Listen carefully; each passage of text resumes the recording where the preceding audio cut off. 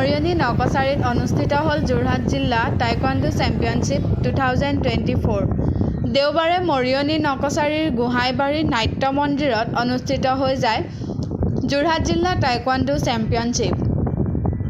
এই প্ৰতিযোগিতাৰ পৰা ৰাজ্যিক টাইকোৱাণ্ডো চেম্পিয়নশ্বিপলৈ বাছনি কৰা হ'ব। যোৰহাট জিলাৰ বিভিন্ন প্ৰান্তৰ পৰা আহি 100ৰো অধিক ছাত্ৰ-ছাত্ৰীয়ে এই প্ৰতিযোগিতাত অংশগ্ৰহণ কৰা দেখিবলৈ পোৱা যায়। নকচাৰী টাইকোৱাণ্ডো প্ৰশিক্ষণ কেন্দ্ৰৰ উদ্যোগত যোৰহাট জিলা টাইকোৱাণ্ডো প্ৰশিক্ষণ কেন্দ্ৰৰ সহযোগত অনুষ্ঠিত হৈ যায় এই বাছনি প্ৰতিযোগিতাখনি।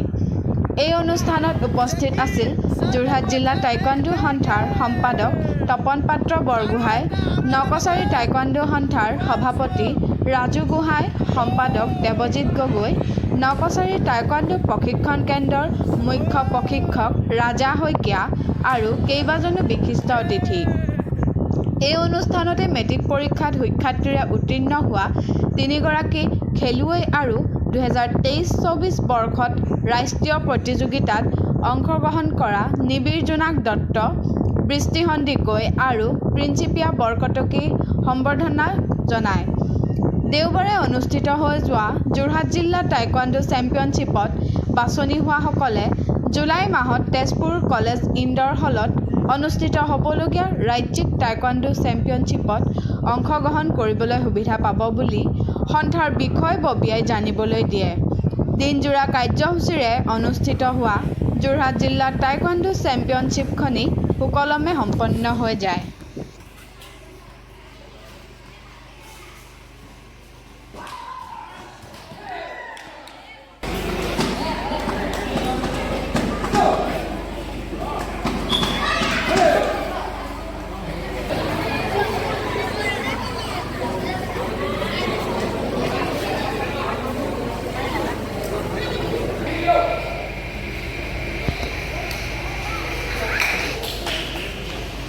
মোৰ ভাগৰ ভিডিঅ' পাই গ'লে হেৰি চাই ভাল পাব ফেচবুকে।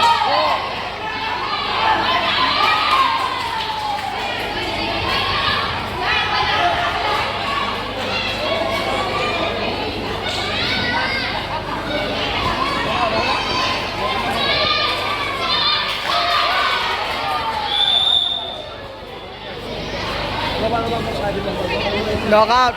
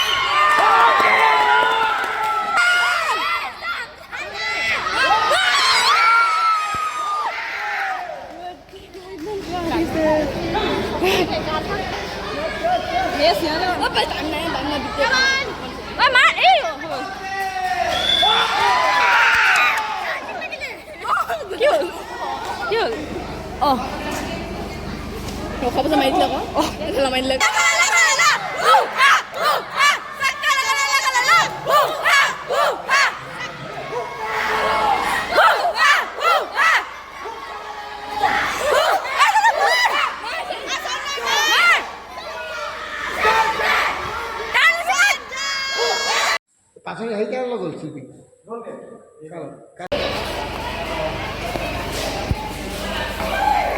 মাৰে দেখিৱা মাৰে দেখি ভৈয়া ভৈয়া ভৈয়া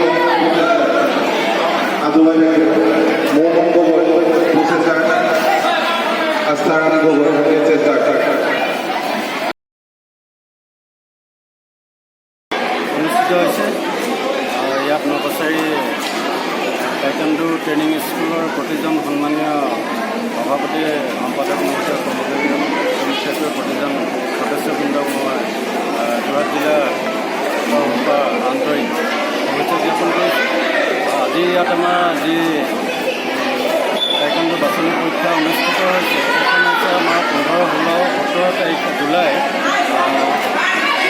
অনুষ্ঠিত হোৱা। যিহেতু আজি যোৰহাট জিলাৰ ভিত্তিত বাছনি প্ৰতিযোগিতা হৈছিলে, ইয়াৰ পৰা আমাৰ 15, 16, 17, 18, 19 তাৰিখে ৰাজ্যিক প্ৰতিযোগিতা আৰম্ভ হ'ব শোণিতপুৰত। তেওঁলোকে তাত প্ৰতিনিধিত্ব কৰিব। তেওঁলোকে যিহেতু সোণৰ পদক পোৱাসকলে এই কি কয় ৰাষ্ট্ৰীয় পৰ্যায়ত খেলিবলৈ যাব। ছাত্ৰ ছাত্ৰী আছে ইয়াতে? যিহেতু আমাৰ নকছাৰী টাইকোৱাণ্ডো ট্ৰেইনিং স্কুলৰ আজি আপোনাৰ 30 বছৰ ওপৰ হ'ল। যিহেতু মই কাৰ্যকাল আজি 10-15 বছৰ হৈছে মোৰ হ'ল। মোৰ ইয়াতে নকছাৰী কলা কৃষ্টি কেন্দ্ৰত 60টাৰো ওপৰ ছাত্ৰ ছাত্ৰীয়ে প্ৰশিক্ষণ কৰে। যিহেতু তেওঁলোকে ৰাজ্যিক পৰ্যায়ত তাৰপৰা আৰু ৰাষ্ট্ৰীয় পৰ্যায়তো খেলিবৰ কাৰণে সুবিধা পাইছে।